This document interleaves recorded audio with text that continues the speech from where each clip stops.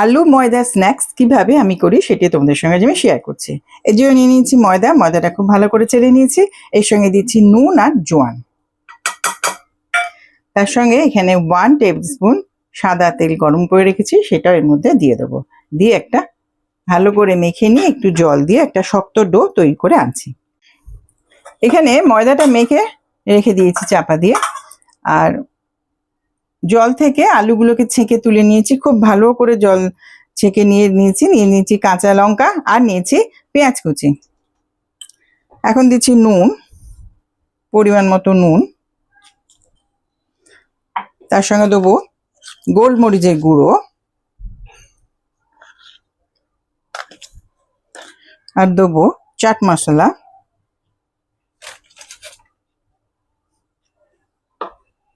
আর এখন দিচ্ছি 1 চামচ বা হাফ চামচ একটুখানি বেসন, হাফ চামচ দিলাম, কারণ যদি এতে জল থাকে তাহলে জলটা অ্যাবজর্ব করে নেবে।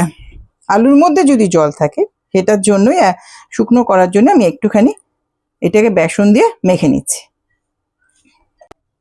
লেচি কাটা হয়ে গেছে, একটা লেচি নিচ্ছে, এখানে নিয়েছি একটু কর্নফ্লাওয়ার, এটা দিয়ে একটা গোল করে রুটি বেলে নেবো।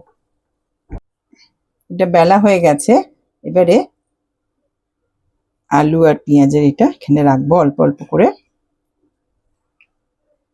নিয়ে এখানটা একটু করে জল দিয়ে দেবো যাতে খুলে না যায় ফোল্ড করলে।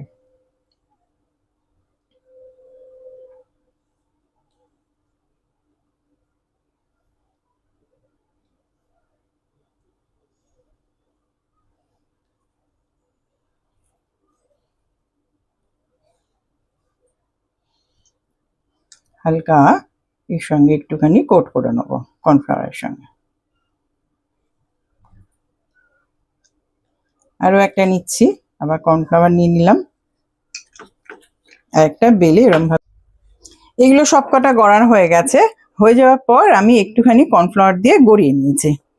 তেল বসিয়ে দিয়েছি, তেলটা বেশ ভালো গরম করে নিয়েছি, দিয়ে সিমে করে দিয়েছি। এবার একটা একটা করে আমি এর মধ্যে ছেড়ে দেবো, দিয়ে সময় নিয়ে লাল লাল করে যাতে ক্রিস্পি হয় ওই জন্য এদিক ওদিক করে লাল লাল করে ভাজবো এটাকে। ময়দা আলু স্ন্যাক্স আমার রেডি হয়ে গেছে, আমি তোমাদের সার্ভ করে দেখিয়ে দিলাম। অসাধারণ খেতে হয়, জাস্ট আলুতে যেন কোনো জল না থাকে এটা একটু দেখে নিও। অসম্ভব টেস্ট হয়েছে, তোমরা অবশ্যই করে আমাকে জানিও আর আমার সঙ্গে থেকো।